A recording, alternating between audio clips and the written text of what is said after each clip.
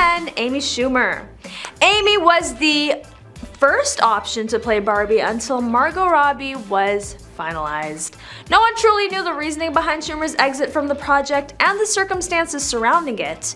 The actress has been quiet throughout the long term about why she left the film before it moved to Warner Bros. What's more, Greta Gerwig assumed control. Being one of the year's most anticipated projects, it highlights Margot Robbie, Ryan Gosling, Simu Liu, Emma Mackey, and that's just the beginning. In any case, it appears as though Schumer wasn't feeling life in a plastic dream house while fostering a past rendition of the impending, surprisingly realistic Barbie film. Prior, it was said that creative differences were the explanation that she opted out. In a meeting, the actress added more about the matter that the world had barely any familiarity with. Amy finally confirmed that it was more than just creative differences when she talked about leaving the project on Watch What Happens Live.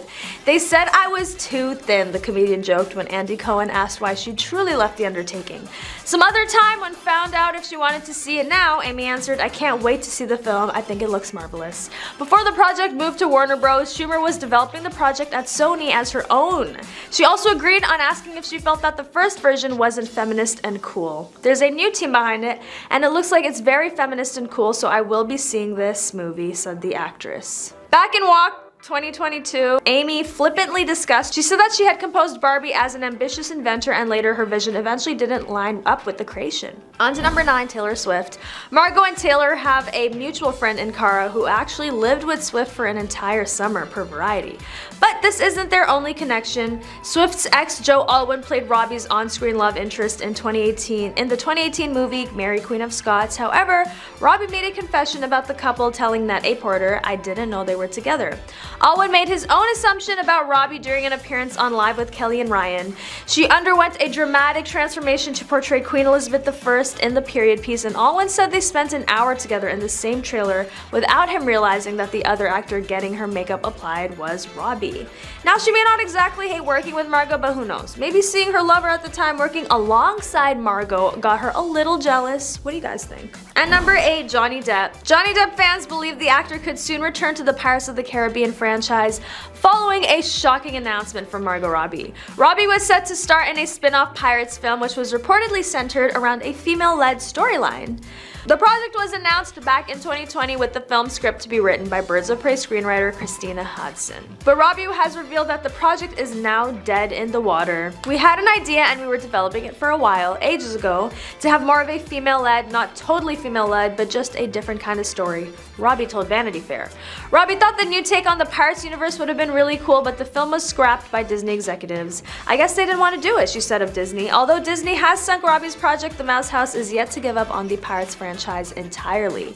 Longtime Pirates of the Caribbean producer Jerry Bruckheimer revealed in May that there were actually 2 scripts in the works, one with Robbie and one without. However, the star of the project is yet to be announced.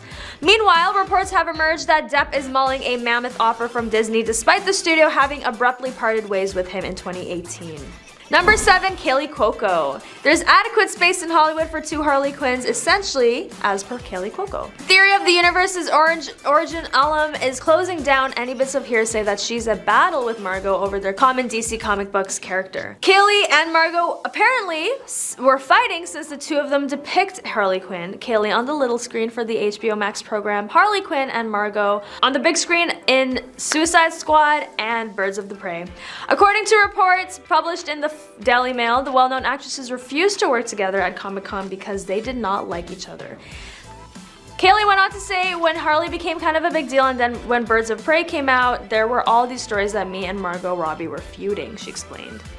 On to number 6, George Clooney. As for Robbie, the actress is also allegedly excited to team up with Clooney, but she didn't know why the actor had a sudden change of heart. Now, the Harley Quinn star has allegedly been made aware of the real reason why the actor has blacklisted her from working with him. Though no fault of her own, a silly onset fight that happened when she was 8 years old has cut her out of one of Hollywood's most prestigious inner circles. She's not gonna let it worry her though. This movie with David and Christian could earn gongs to have her own prestigious inner circle. On to number 5, Cara Delevingne. If you can cast your mind back to September, you might recall that Margot found herself at the center of discussions online after a batch of photographs of her looking distressed made the rounds on social media. In the snaps, Margot is dressed casually and appears to be leaving a residence with a suitcase in hand, though fans were immediately concerned when it appeared appeared that she was crying. Looking toward the ground with a serious expression, the Wolf of Wall Street star could be seen holding a hand over her scrunched up face, looking visibly despondent. To make matters even more intriguing, Page 6 was one of several outlets to report that the photos had been taken while Margot was leaving the home of CARA. You might remember when CARA made waves online after fans thought she looked a little uneasy while posing for photos on the Met Gala red carpet. And more recently, the supermodel was seen walking shoeless and smoking outside an airport in Cali. On the same occasion, she was filmed looking unusually frantic as she spoke on her phone before dropping it on the ground several times. So it was just days after this incident that Margot was seen looking teary-eyed after a supposed visit to the supermodel's home, sparking major worry that things could be awry. On to number 4, Jared Leto. With regards to the DC comic books' most cherished reprobate Joker, it's anything but a simple occupation for an entertainer to persuade the crowd that he squeezes into the job. Subsequent to having legends like Jack Nicholson, Cesar Romero, and Heath Ledger play the person, it wasn't precisely simple for Jared, and most would agree that he accepted the position truly. In 2016, the actor said that he was always so in character that he even gave his castmates sex toys. For those who are not familiar with comic books, the 2016 film Suicide Squad introduced the iconic Harley Quinn to the general public. The film was coordinated by David Ayer, and aside from Leto and Robbie, it highlighted entertainers like Will Smith, Joel Kinnaman, and Jay Courtney in key jobs. The film got mixed reactions from the crowd and furthermore had a sequel which hit the theaters in 2021. Back in 2016, the cast of Suicide Squad revealed a few amazing insights concerning the film during Media Connections, and one of them came from Margot Robbie, Will Smith, and Jared Leto himself. They referenced how Leto sent a few strange things to the castmates, and the rundown included some pretty disturbing things. Speaking to E! About why he did it, Jared Leto said the Joker is somebody who doesn't really respect things like personal space or boundaries. Implying that it was all a part of method acting, Jared Leto further added, "I did a lot of things to create a dynamic, to create an element of surprise, a spontaneity, and to really break down any kind of walls that may be there." The same report also suggested that he sent Margot Robbie a live rat and once had a body of a pig delivered to the sets.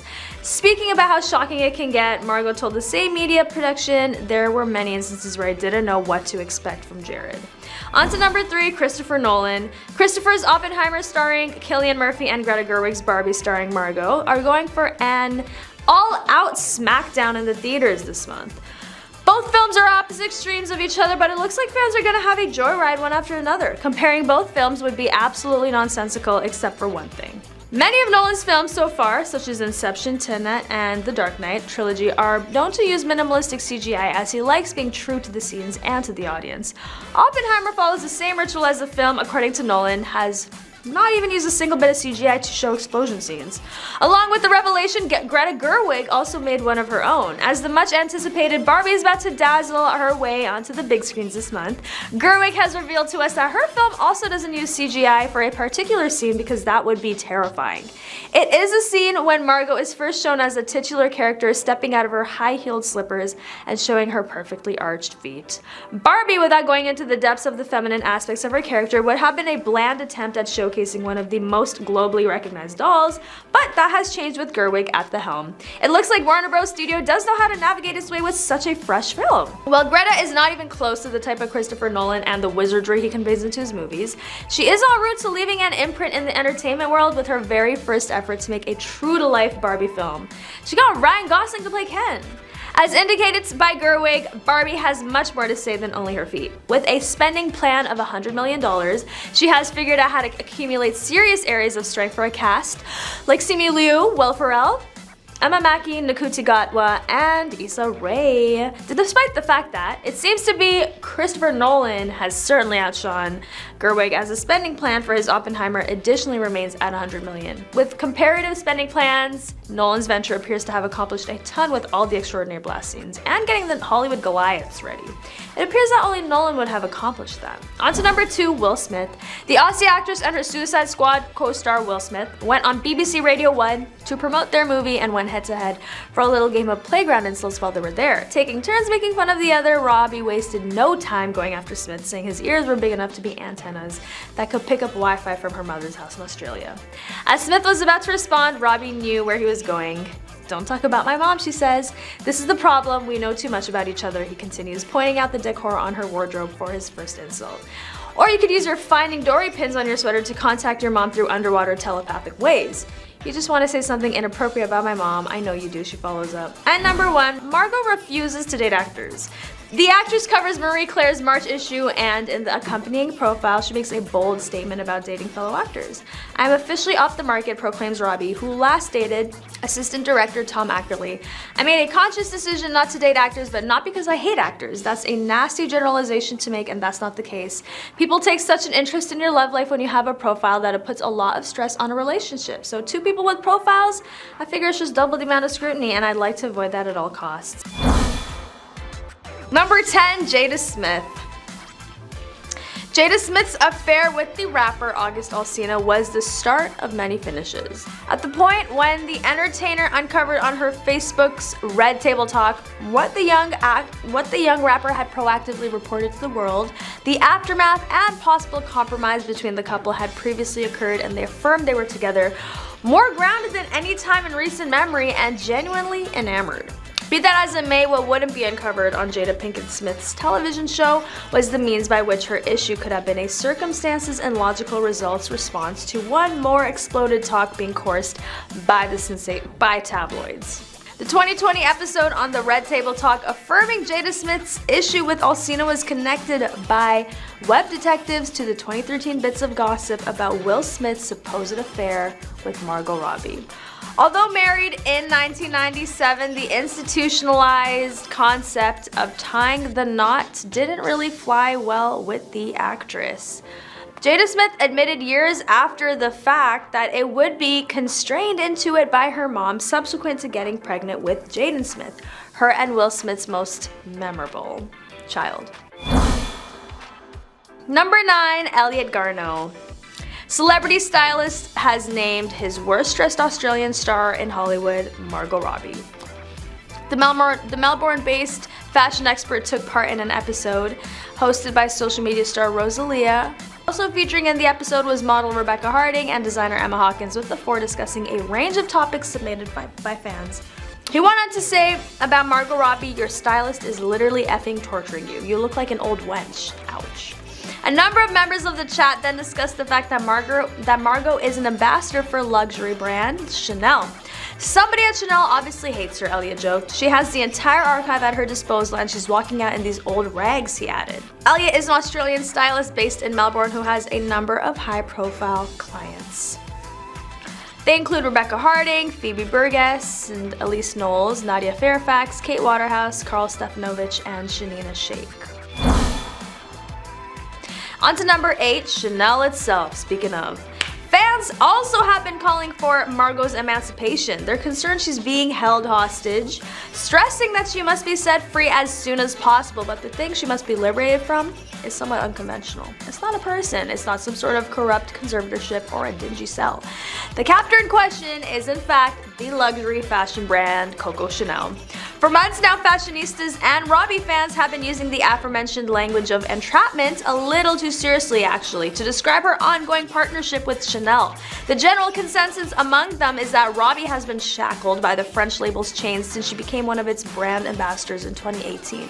Namely, that she's been forced into a series of designs she doesn't actually like. Whether there's any modicum of truth in this theory is impossible to tell. Nonetheless, in recent months, Robbie's fans have been furiously pointing out the difference between the actor's expression when wearing Chanel compared to other luxury brands. Margot Robbie in Bottega versus in Chanel, tweeted one person alongside a series of photographs of the 32-year-old in the brand's respective designs. Her face says it all, they added. Number 7, Taylor Swift. Margot Robbie and Taylor Swift have a mutual friend in CARA Delevingne who actually lived with Swift for an entire summer per Variety. But this isn't their only connection. Swift's ex, Joe Alwyn, played Robbie's on-screen love interest in the 2018 movie Mary Queen of Scots. However, Robbie made a confession about the couple. I didn't know Taylor and Joe were together. Alwyn made his own admission about Robbie during an appearance on Live with Kelly and Ryan. She underwent a dramatic transformation to portray Queen Elizabeth I in the period piece, and Alwyn said they spent an hour together in the same trailer without him realizing that the other actor getting her makeup applied was Robbie. Now, she may not exactly hate working with Margot, but who knows about Taylor? Maybe seeing her lover at the time working alongside Margot got her a little jealous. What do you guys think? On to number 6, George Clooney. As for Robbie, the actress was also allegedly excited to team up with Clooney, but she didn't know why the actor had a sudden change of heart. Now the Harley Quinn star has allegedly been made aware of the real reason why the actor has blacklisted her from working with him. Though no fault of her own, a silly on-set fight that happened when she was 8 years old has cut her out of one of Hollywood's most prestigious inner circles. She's not gonna let it worry her though. This movie with David and Christian could earn gongs to have her own prestigious inner circle, the source said. Number 5, Cara Delevingne. If you can cast your mind back to September, you might recall that Margot found herself at the center of discussions online after a batch of photographs of her looking distressed made the rounds on social media. In the snaps, Margot is dressed casually and appears to be leaving a residence with a suitcase in hand, though fans were immediately concerned when it appeared that she was crying. Looking toward the ground with a serious expression, the Wolf of Wall Street star could be seen holding a hand over her scrunched up face, looking visibly sad. To make matters even more intriguing, Page 6 was one of several outfits to report that the photos had been taken while Margot was leaving the home of Cara Delevingne. You might remember when Cara made waves online after fans thought she looked a little uneasy while posing for photos on the Met Gala red carpet. And more recently, the supermodel was seen walking shoeless and smoking outside an airport in Cali. On the same occasion, she was filmed looking unusually frantic as she spoke on her phone before dropping it on the ground several times. So it was just days after this incident that Margot was seen looking teary-eyed after a supposed visit to the supermodel's home, sparking major worry that things could be awry. Number 4, Christopher Nolan. Christopher's Oppenheimer starring Cillian Murphy and Greta Gerwig's Barbie starring Margot Robbie are going for an all-out smackdown in the theaters this month. Both films are opposite extremes of each other, but it looks like fans are going to have a joyride one after another. Comparing both films would be absolutely nonsensical, except for one thing. Many of Nolan's films so far, such as Inception, Tenet, and the Dark Knight trilogy, are known to use minimalistic CGI as he likes being true to the scenes and to the audience. Oppenheimer follows the same ritual as the film, according to Nolan, has not even used a single bit of CGI to show explosion scenes. Along with that revelation, Greta Gerwig has also made one of her own. As the much anticipated Barbie is about to dazzle her way onto the big screen, Gerwig has revealed to us that her film also didn't use CGI for a particular scene because that would be terrifying.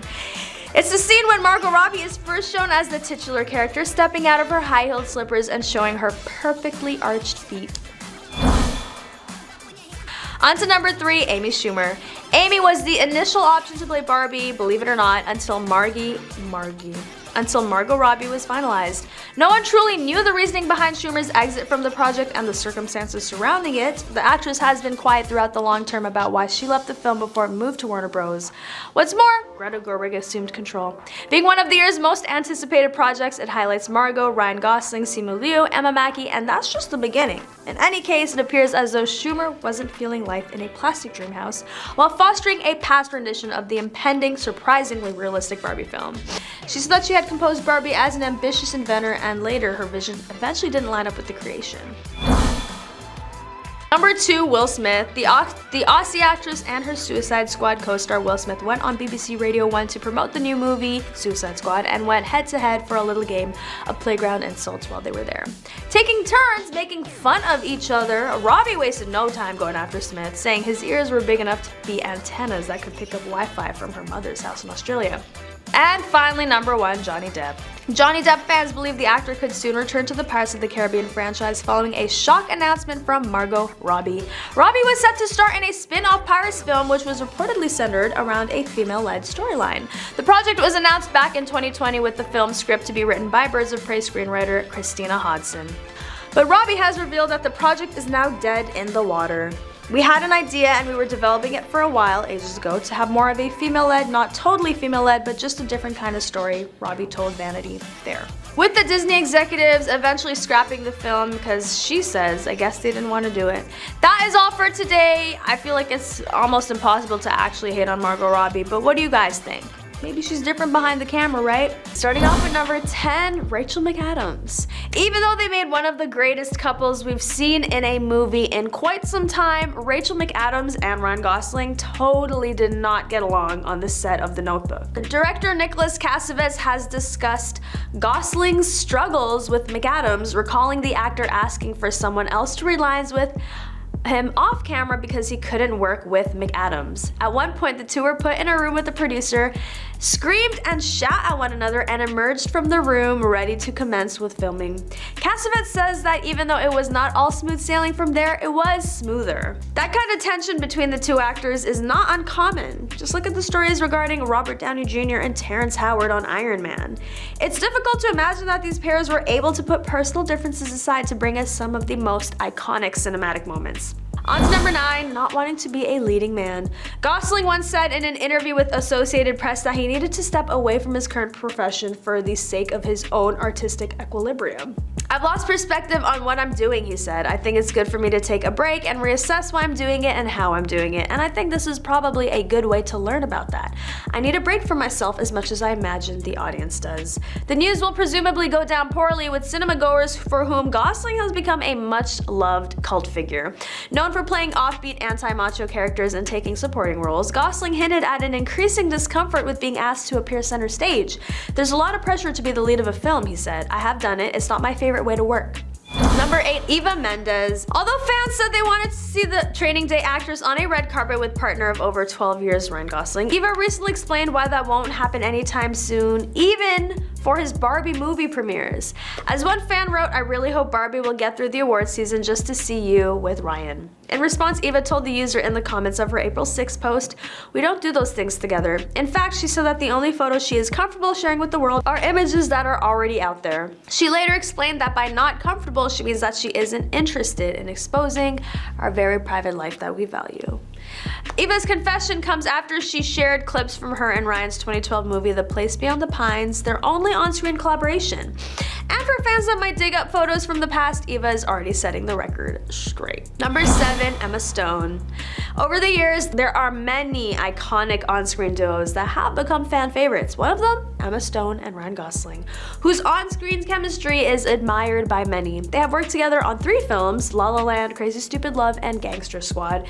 Throughout the years of doing films together, their bond grew and they became really good friends. The story of their friendship began at the audition for Crazy Stupid Love. At that time, Gosling wasn't into comedy genre films, but when he got to know Emma Stone signed on it, he got the confidence to audition. Glenn Ficarra, who helmed the 2011 rom-com film, had liked the idea of putting this duo in another film, and even other directors too wanted to showcase their chemistry on screen. According to the director, the duo loved working with each other and shared great on-screen chemistry. Emma and Ryan are a fun duo which has often caused problems for them, as sometimes it became a challenging task for them to be serious. Number 6, the Hollywood hiatus. Ryan is one of the best actors working in Hollywood, having an eclectic filmography that spans various genres from rom-coms, musicals, and intense dramas. The actor was riding a hot streak in 2016 with the double hit of The Nice Guys and La La Land, and in 2018 played Neil Armstrong in the critically acclaimed First Man. Yet, since his underrated film First Man, the actor has been absent from screen. It's been nearly 5 years since audiences last saw the charismatic leading man. While First Man may not have been a box office hit and failed to capture Academy Awards attention outside its superb technical production, it was unlikely a film like that would do any serious damage to Gosling's career. So where could the actor have gone or been up to in all this time? The most obvious reason for Gosling's absence from the silver screen is likely the simplest, as he has decided to spend more time with his family. His first daughter was born in 2014, which coincided with the actor's first major absence from films, and his second daughter was born in 2016 before the release of La La Land. When First Man was released in 2018, his oldest would have been 4 years old and youngest 2, so the actor likely decided to spend more time with his kids as they grew up. Number 5, first time working with a female director. Barbie marks the first time that Gosling has worked with a female director in his 30-year career, at least officially. During Perry Nemiroff's interview with the star, she asked for clarification if this was the first time he had worked with a female director, and Gosling was quick to point out that he worked with Anna Boden on the 2006 feature Half Nelson. While Ryan Fleck is credited as the sole director of the film, he and Boden did write Half Nelson together. Gosling threw those credits into question by telling Nemiroff Boden was definitely the director of the the film. Gerwig may not be the first female director Gosling has worked with in a sense, but he had plenty of praise for her and her unique style of storytelling, saying she's such a brilliant person and such an inclusive person. She's brilliant but incapable of being pretentious. I think what I admire so much about her work is she doesn't allow herself to create a divide between drama and comedy, and she encourages everyone around her to do the same. Number 4, embarrassing roles. The Canadian actor was quizzed about his most embarrassing roles while promoting the Barbie movie with co-star Margot Robbie. Back when Gosling was 13, he joined the Mickey Mouse Clubhouse alongside others soon-to-be stars like Britney Spears, Justin Timberlake, and Christina Aguilera. While it undeniably gave him his big break, Gosling explained that one of the characters he was chosen to play while appearing on that variety show was his worst ever. After first mentioning his role as young Hercules, he also then singled out a time he was made to dress up as a hamster on screen. "I was a hamster at one point," he revealed in a chat with BBC Radio 1, and instantly regretted it bringing it up when Robbie joked that she would be searching for it on the internet later. Number 3, giggling at the Oscars mix-up. Ryan has come forward to shed some light on what happened that night. As the mix-up was revealed while the La La Land cast were on stage, the entire cast is in shock, but Gosling started giggling. What really was happening as I was watching, it was surreal anyway. I was watching people start to have this panicked reaction in the crowd, and guys were coming on with headsets, and I felt like someone had been hurt, Gosling told Adobe CMO and Loons. "I thought there was some kind of medical situation, and I had this worst case scenario playing out in my head, and then I just heard Moonlight won, and I was so relieved that I started laughing. Truthfully, I was also so thrilled that Moonlight won," Gosling added, "because it's such a groundbreaking film made for $1 million and an incredible achievement, and I'm so happy for them that they were being recognized." On to number 2, acting history. Gosling's career can be roughly chopped into phases. The tortured young man of The Believer and Stay, the singular and silent heroes of his partnership with Nicholas Winding Refn, the wounded lovers of his work with Derek Cianfrance, the cerebral and heartbroken guy in Song to Song and First Man. Across genres, his roles share a kind of idealistic yearning to be seen and to be known that Gosling conveys with those soft eyes and a tired half smile. He's been nominated for 2 Academy Awards for Best Actor, although in traditional Oscars fashion, not exactly for his best roles, but he's also had some duds, a very kind way to describe the existential headache of the great man. And number 1, the overpowering personality. For a few years there, Ryan Gosling's status as the internet's #1 boyfriend threatened to overshadow his presence as an actor. The stillness, the composure, the sly self-awareness, and the bursts of rancor that he's used to bounce between psychological thrillers and romantic dramas, buddy comedies, and the big-budget sci-fi sequels were being flattened by fans into a cute but limiting "hey girl" memification.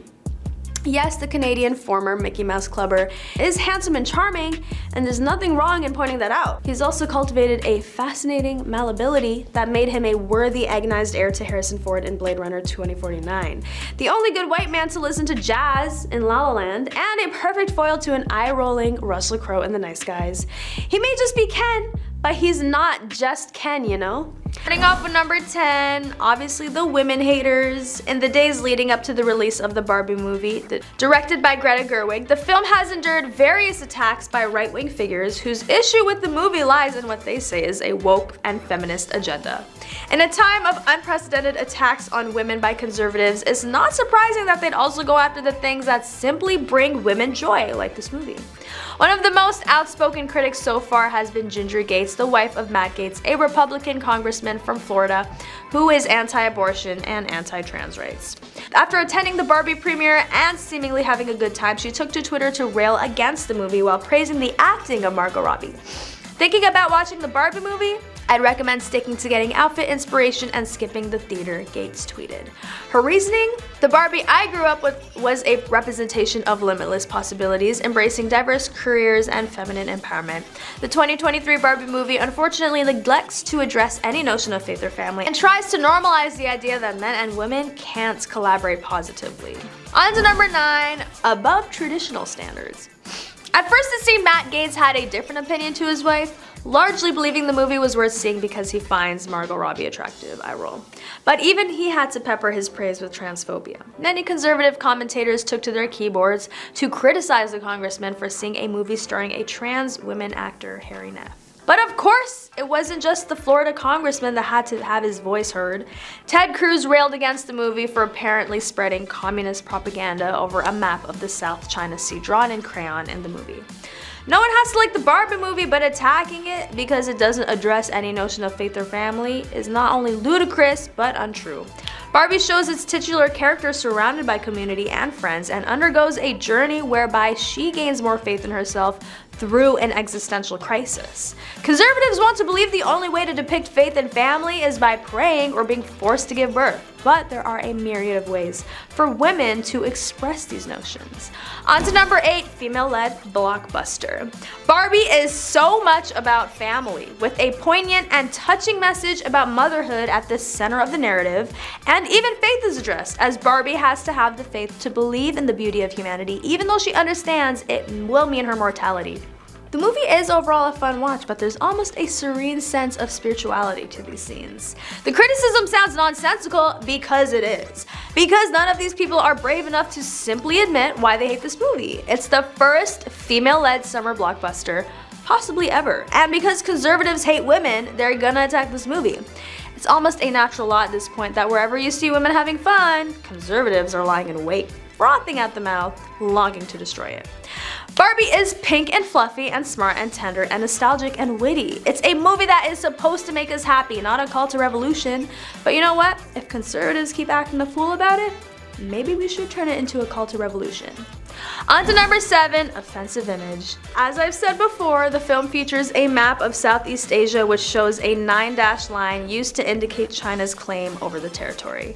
The map has been labeled an offensive image by Vietnamese officials, and as a result, Barbie's debut there has been cancelled.